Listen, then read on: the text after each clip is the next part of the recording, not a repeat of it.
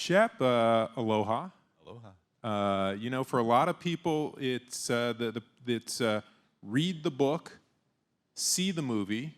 For you, it was make the movie, write the book. Correct. The Sort of, kinda, yeah. The movie came first, or you know, a movie called Supermensch, a terrific documentary that Mike Myers made, telling the story of your life and the principles you've made your management career around, managing Alice Cooper, Teddy Pendergrass, George Clinton. I mean, the list goes on. Don't forget Groucho Marx. You got to keep him in there. I did forget Groucho Marx. Now I'm going to say don't forget Raquel Welch. Good, yeah, she'd be happy. It's a varied list, which I want to ask you about in a second. But the book is terrific, a lot of fun to read, moves very fast. On page 3, Janis Joplin is punching you for interrupting her while she's having sex. Yep. And then on Three page pages, 4, you flash forward a number of years and you're dead. That's quite a life, Shep. It's quite a life, yeah. No, it's, But tell me about that first incident. You're in L.A. and you absolutely blind luck end up in the motel that's going to set the course for the rest of your life. Of my life. I went out to L.A. as a probation officer and lasted one day. It was the Reagan era in California. And meaning he was governor then, he was right? governor. Yeah, right. And it was very oppressive to long hairs, and I was a long hair.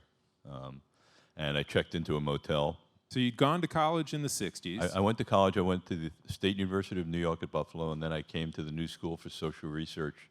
I think it was the second or third year it was open. And you headed out to L.A. with a do-gooder mentality and long hair, and it's on a white horse, saving the kids in the probation. In 1968? 69. 69. Maybe. Yeah, and lasted one day.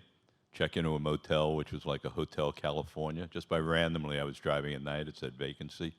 It was, I think, $28 a night, or which I could afford maybe 3 weeks of rent.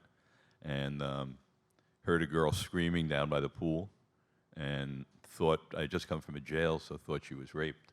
And went down to the pool. She was making love, and I separated them, and she punched me.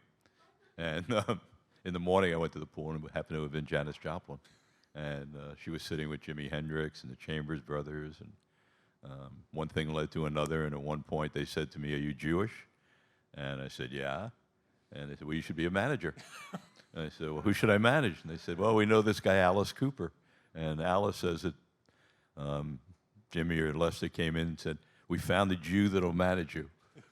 Me. So you went out to L.A. to be a probation officer and help kids, and you end up helping being a kids probation officer, but for artists. Different sense, yeah. Helping a different set of kids as a different kind of probation officer. But let's linger on that transition into the management business for just a second, because a lot of people get there because they love the music, but you got there in a slightly different way. Being a manager was actually kind of a cover for the way you were actually earning your money right there. Yeah, because right? I was dealing drugs to everybody at the hotel, and I needed a cover. If one of those guys was Jimi Hendrix, you were probably doing good business. Yeah, so I had a good business and a good product. I was a good salesman, and it just was. At one point, people started getting arrested, and I knew I couldn't do it anymore. And music wasn't my fascination. Sociology was more my fascination. What made it tick? What drove cultures? What drove people? And that's really what we applied to Alice, was the concept that every kid growing up at some point in their life will rebel against what the parents like. It happens for every generation. For me, growing up, I heard hip-hop coming out of my kid's room. And as I heard it, my first instinct was to say, turn it off. And my second instinct was, this is going to be gigantic because I don't want to hear it. And I think that applies culturally to every generation. So that was the focus for Alice. We did anything we could do to irritate parents, and the music came secondarily. There are several principles in the book that you lay out right in the first chapter, and one of them I wanted to ask you about because it applies to the early days of Alice Cooper, both here and in the UK. Don't wait for history to happen. Right? What's create it. Create history. Yeah, create history. You can't. If you wait for it, it may not happen. And I had a story to tell. I mean, we were desperate to eat, so we had to win. It was really about eating. In the early days of the Alice Cooper Band. And we had an incident where we went to England. We had started doing some business in America. And we went to England, and I assumed because we had done business in America, we'd do business in England. And we got there, and there were no tickets sold. And I could have done the show, had no tickets, hope we got some reviews, make it work. But I said, I can't do that. I have to create, since I know that the reason, if kids' parents tell them do not go see Alice Cooper, they will buy a ticket. There's no way in a week I'm going to get on radio. But in a week I can get a parent.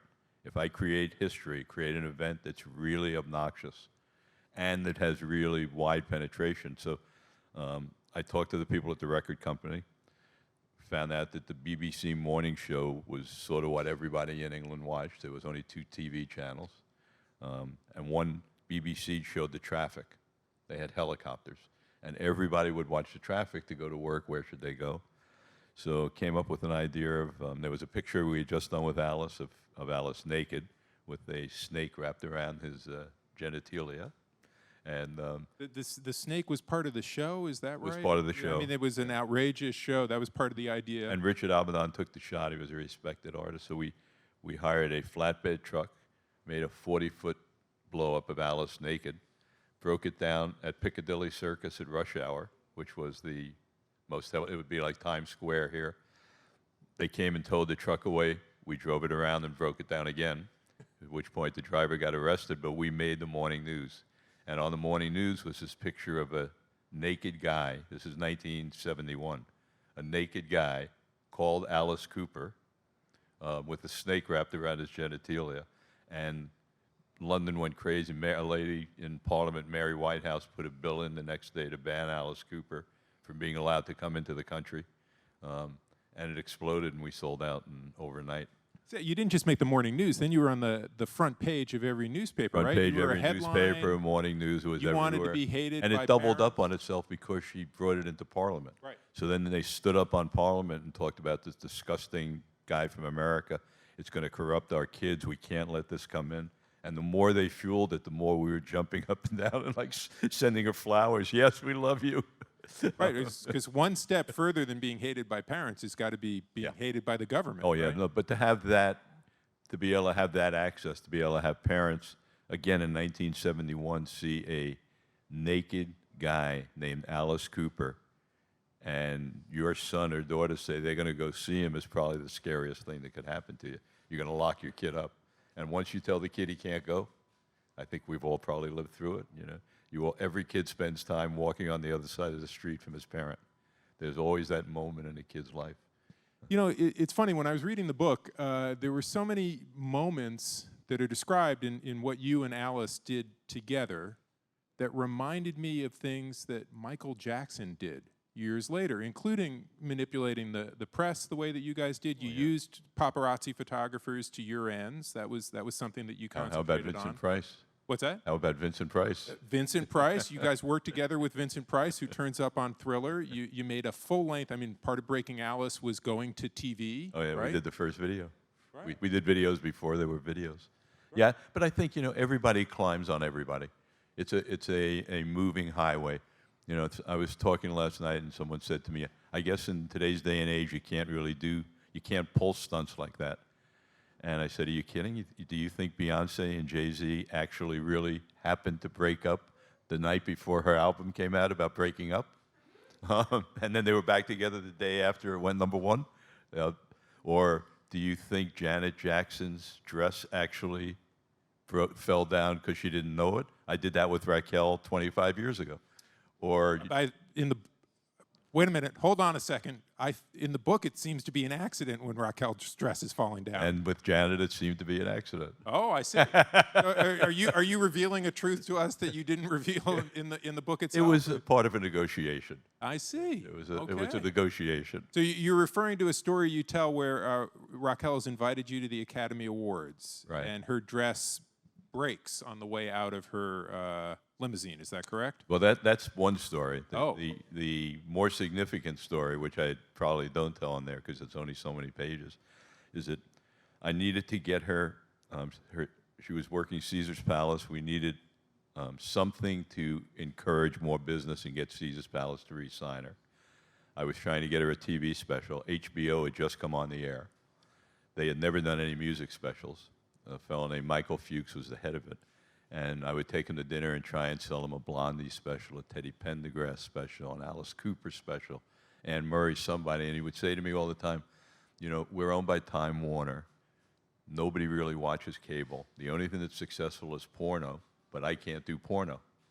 So I said, well, what about Raquel Welch if her dress happened to fall off? And he said, well, if it happened to fall off, that would be the first special. And I said, it may happen to fall off. And Raquel Welch Live from Las Vegas was the first HBO special. And unfortunately, she had an accident, and a little thing slipped off, and nobody saw anything. But okay, wow. There's wow. That one's going to be in the sequel, I guess. Yeah. There's a lot of those moments. But that's, you know, we're in the entertainment business. It's not a serious business. And you don't have to deal with it like it is, always in my world.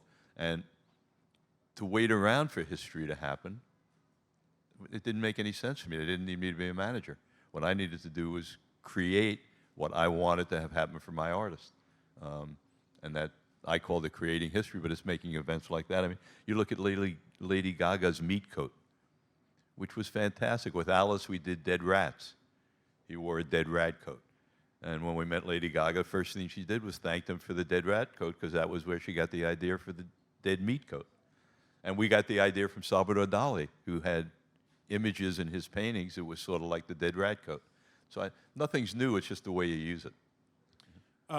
I want to ask you about two more principles laid out in the book. One is, I wonder if you can explain to everyone what the three principal roles of being a manager are.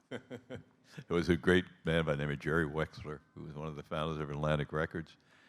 And I was trying to be very intelligent with him, you know, about, I had signed Alice to his company, and I was very lofty and a little bit full of myself about what I do. And he said, you know, Shep, with due reference, I've been working with managers my whole life.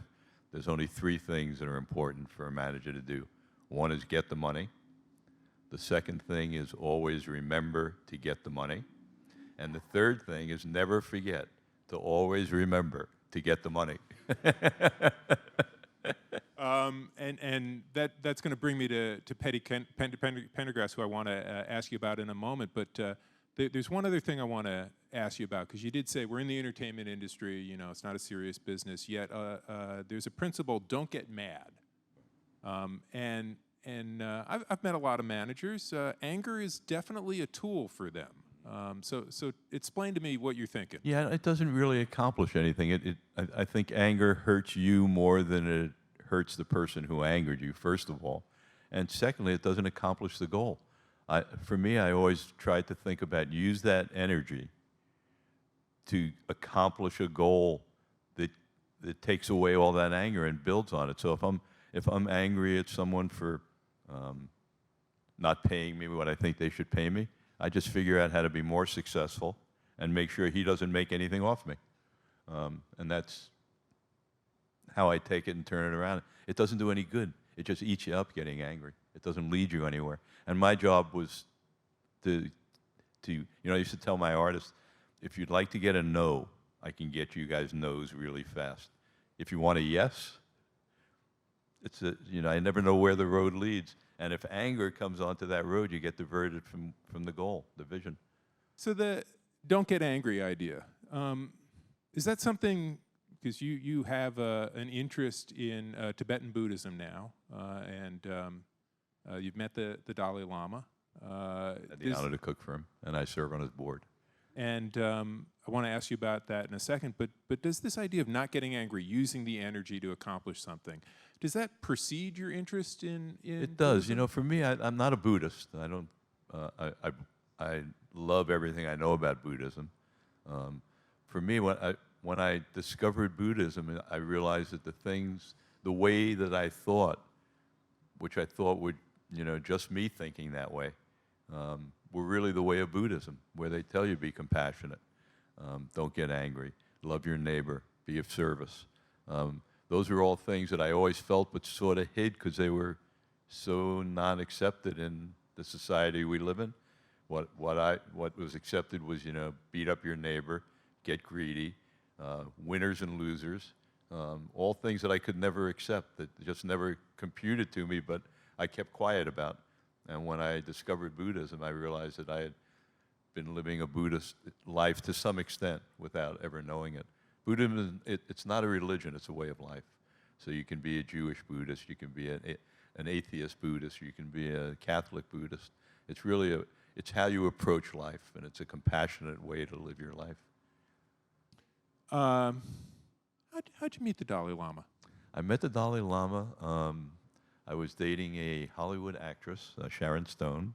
There we go. And she took me to see him in L.A., and when he walked in the room, I felt like I had taken the greatest shower of my life. I had never actually felt like that before. He came in from a side door. He had a giggle on his face. I just saw him. I was far away from him, and I really felt like in Maui, you get under a waterfall, and we say you're reborn when you get under a waterfall. It's very cold, and it sort of shocks your whole system. I felt like I had just been under a waterfall for an hour, and like someone had put a tuning fork inside me and got me back together. And I had a chance to shake his hand because I was with Sharon. I was a +1. When I got back to Hawaii, there was a little tiny, this is before His Holiness was a rock star. There was a little note saying that he was coming to the Big Island to give a teaching. And I offered my services to feed him. And they accepted it.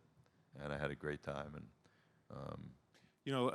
a number of other people I know who've met His Holiness talk about his sense of humor. he's hysterical. And there's a story you tell about when you got to feed him, about the effort you went through and his reaction that reminded me of his sense of humor. I'm part groupie to start off with, so the fact that I was going to feed His Holiness was bigger than anything I could ever conceive of in my life. And they told me, don't have any expectations that you're going to meet him or ever see him. That the only thing they said to me, they wouldn't tell me what he eats even, they're so gentle, but the one thing they said is, if you have expectations of meeting him, you should not cook for him. And they gave me one little book. It was a 200-page book on cooking rice in a monastery. And there was one paragraph dedicated to actually cooking the rice. The other 200 pages were dedicated to what your thoughts were when you woke up that morning. When you went to buy the rice, what your thoughts were. As you're cleaning the rice, what you should be thinking. It was all about intention. The cooking was very small. So anyway, so I research, and I see that the only thing in Tibet is yak tea, and yak butter, and yak meat. Yak is an animal that's a cross between a goat and I think a cow. And the Tibetans live very high in the mountains, snow-capped. So that's basically their diet. There's very little vegetables. And yak butter smells horribly, but it's their staple. And I'm thinking to myself, he hasn't been in his country for 20 years. What would I like if I came? When I went home, for me it would be matzo ball soup. You know, what could I replace matzo ball soup with His Holiness? Yak tea. It's from his homeland. He hasn't been home in 20 years. So I worked really hard to get this yak butter, which wasn't easy to get. And it smelled up my house for like a month, just horrible. And I make the yak tea, and they come in the first morning, and they say, you're going to bring him breakfast. And I was like overwhelmed. And they covered my mouth, because when you feed His Holiness, you're not to breathe on the food.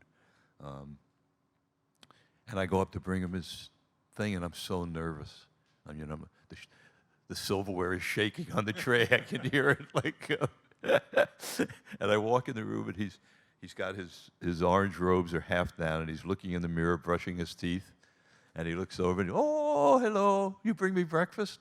And I say, yes, Your Holiness. Oh, thank you, put down there. And and I see him sniffing, and I say, oh my God, this is it. He's gonna, I am the greatest guy in the world. I pulled this off. Shep, you are so cool. And oh, yak tea, and yes, Your Holiness, it's yak tea. And he says, oh, that's why I leave Tibet.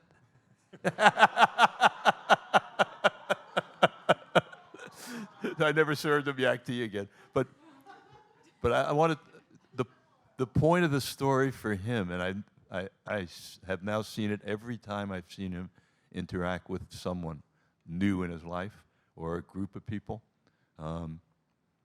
He feels the awe.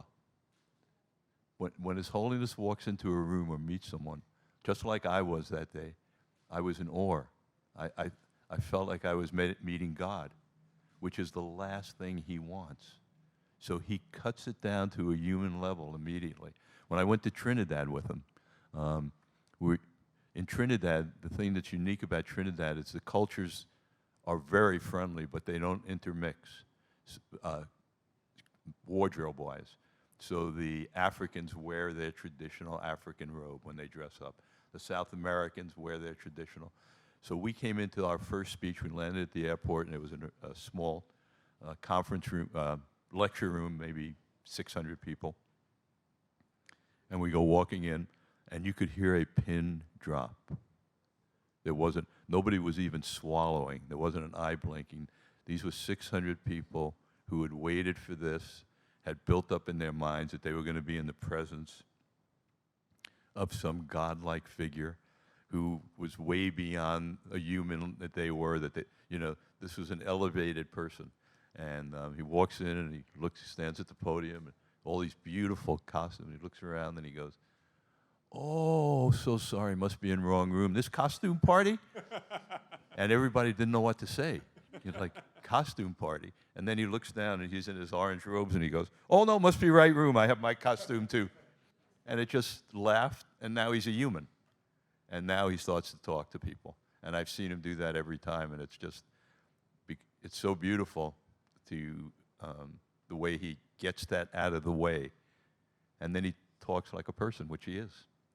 Well, we've got time for some questions from the audience, but I just want to say so much more we could talk about. We've just scratched the surface. We didn't get to your working with chefs, your cooking, the movies that you made. So much more we could talk about, but I definitely don't want to deprive the crowd from getting a chance to partake in your wisdom. We got a question right here.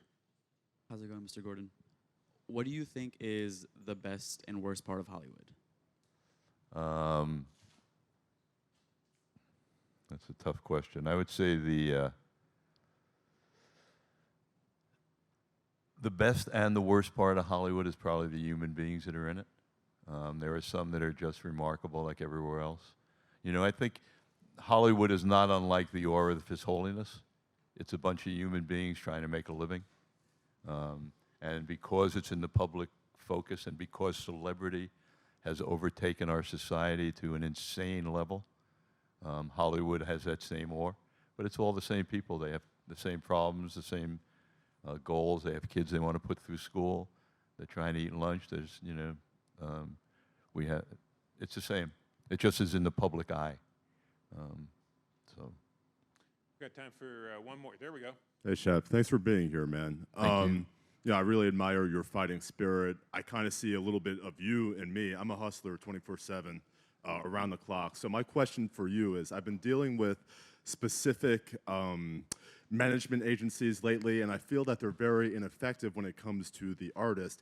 What would it take for a person like for me to step in and maybe swoop in there and kind of do our own thing and like get the job done when you know that the artists could be even bigger than they are just because they're being held down by management that really doesn't know what they're doing?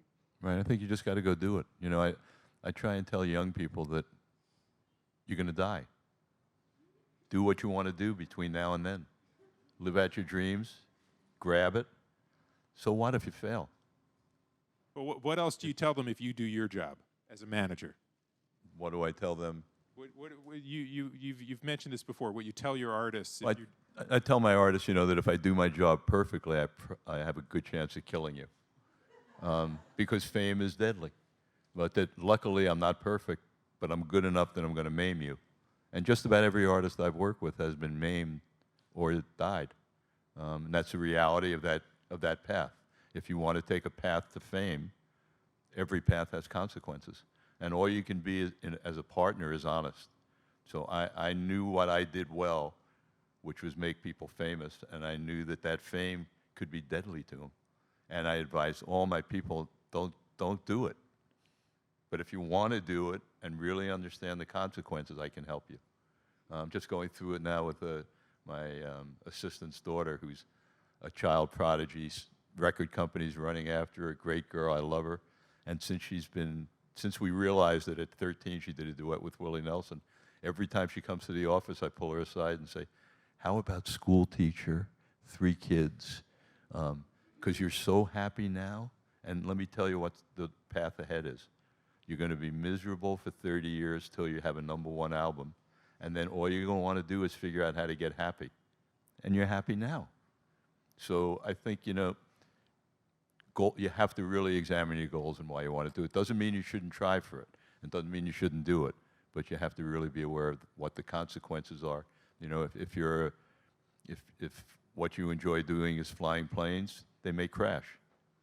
Everything has consequences. So there we go. And on that imponderable bit of profundity, we're going to end it there. Thank you. Thank you all. Thanks for coming.